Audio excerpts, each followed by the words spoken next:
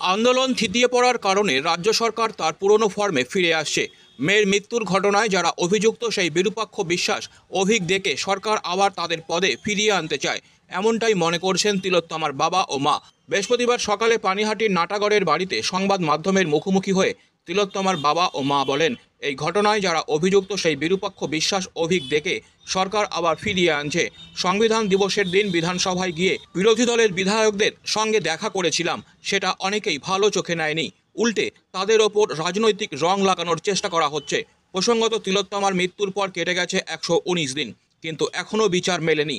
বিষয়টি সুপ্রিম কোর্টের বিচারাধীন হলেও রাজ্য সরকার তার দায় এড়াতে পারেন না, এমনটাই দাবি তিলোত্তমার বাবা ও মায়ের। তবে এখনই তারা বিচার ব্যবস্থার ওপর আস্থা হারাচ্ছেন না। বিচারের দাবিতে তারা আন্দোলন জারি রাখার বার্তাও দিলেন। আগামীকাল জুনিয়র ডাক্তার ফ্রন্টের তরফে প্রতিবাদী মিছিলের ডাক দেওয়া হয়েছে। সেই মিছিলেই উপস্থিত থাকবেন তিলোত্তমার বাবা এবং মা।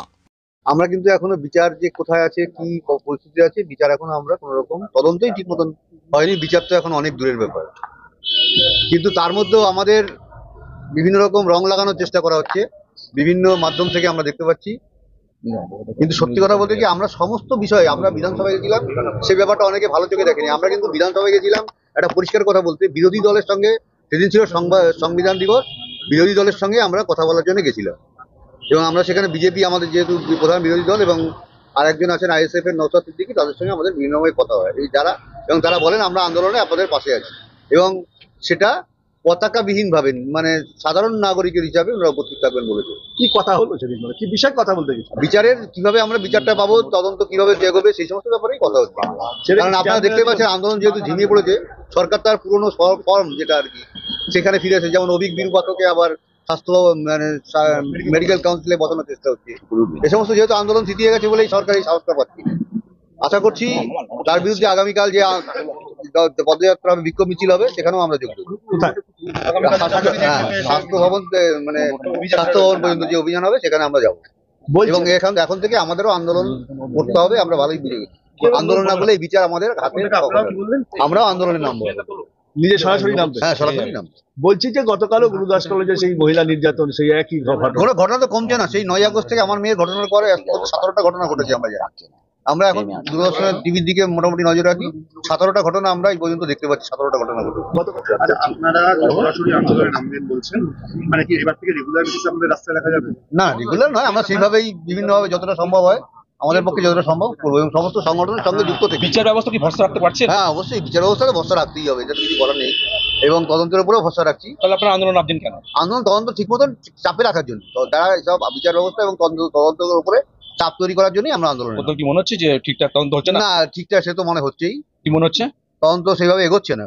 ঠিক তদন্ত হচ্ছে না বলবো না, তদন্ত আজকে 119 দিন হয়ে গেল। আমরা কোন রকম 9 আগস্ট যাদের ক্রাইম সিনে দেখা গেছিল তারা সবাই এখন বাইরে, এবং তাদের স্বাস্থ্য দপ্তরের বড় মাথায় নিয়ে বসানো হয়েছে। এটাই আমাদের সবথেকে বড় কারণ মনে হচ্ছে। এই অভিক বিরূপাক্ষ আবার সেই তারা চলে এসেছে। থ্রেড কালচার আবার সমহিমায় ফিরে এসেছে। আমার মেয়ে তো থ্রেড কালচারের জন্যই মারা গেছে। কি জন্য মারা গেছে আমরা এখনো জানি না, কারণ 8ই আগস্ট আমার মেয়ে সুস্থ অবস্থায় বাড়ি থেকে বেরিয়েছিল, সকালবেলা সে আর নেই। এবং আমাদের মনে হচ্ছে, কিন্তু কি হয়েছে এখনো আমরা জানি না। আর 4 মাস ধরে আমরা শুধু কোশ্চেন যে কোথায় গেলে আমাদের মেয়ের বিচার পাবো, এবং সেই রাতে আমার মেয়ের সাথে কি ঘটেছিল, কি এমন অপরাধ করেছিল যে তাকে পৃথিবীতে বাঁচতেই দেওয়া হলো না। তাই আগামীকাল ছাত্ররা যে মিছিলে নেমেছে, বিক্ষোভ মিছিল করবে ওই এমসিআই অফিস থেকে স্বাস্থ্য ভবন, ওখানে আমরাও যোগ দেব। এবং আমি দেশের সমস্ত নাগরিককে বলবো, এখানে আসতে যদি না পারেন তারা যার নিজ নিজ অঞ্চলে প্রতিরোধ গড়ে তুলুন, আমাদের পাশে থাকুন, এই বার্তা দিতে চাই আপনাদের মাধ্যমে। বিচার ব্যবস্থা নিয়ে কি বলবেন? বিচার ব্যবস্থা সঠিকভাবে এগোচ্ছে না মনে হচ্ছে, কারণ 4 মাস হয়ে গেল এখনো আমি জানতে পারলাম না যে কি হয়েছিল আমার সেই রাতে আমার মেয়ের সঙ্গে, কি কেন তাকে এইভাবে নির্মম ভাবে অত্যাচার করে মারা হলো। সেই অভিক বিরূপাক্ষ সেই আবার বলবেন? এটাই তো, এটা তো আমাদের মেইন। ওদের তো সকালে দেখা গেছিল ক্রাইম সিনে, কেন ওদের অভিক বিরূপাক্ষ, দেবাশিস সোম ফরেনসিক বিশেষজ্ঞ, এগুলো এদের তো দেখা গেছিল, কিন্তু এরা এখনো বাইরে, এবং সমহিমায় এরা বাইরে রয়েছে, ফিরে এসেছে নিজেদের কাজের জায়গায়। শুধু মনে হচ্ছে সব ঠিকঠাক আছে, শুধু আমার মেয়েটাই আমার কাছ থেকে হারিয়ে গেছে। রাজ্য সরকারের উপরে আপনাদের কোনো আস্থা নেই? না, অবশ্যই না। এখন রাজ্য সরকার প্রথম সেই দিনই হারিয়ে গেছে, রাজ্য সরকার এবং পুলিশ প্রশাসনের উপরে সেই 9 তারিখেই আমরা আস্থা হারিয়ে। না, এটা ব্যাপারে মুখ্যমন্ত্রীকে আমরা কিছু বলতে যাবো না। উনি যা ভালো বুঝছেন তাই করছেন। উনি ওনার রাজ্য কিভাবে চালাবেন, মানুষ হয়তো ভোট দিয়ে ওনাকে সংখ্যাগুরু মুদ্রা দিয়েছেন, ওনার দায়িত্ব বেড়ে গেছে, উনি বলেন সবসময় সেটা উনি দায়িত্ব হিসেবে পালন করছেন। তবে আমার মেয়ে সরকারি শিক্ষা প্রতিষ্ঠানে ছিল, সেখানেই খুন হয়েছে। রাজ্য সরকার এই দায় এড়িয়ে যেতে পারে না। এড়াতে পারে না। যতই সিবিআই করুক, যাই করুক, কিন্তু ওনার দায় আছে।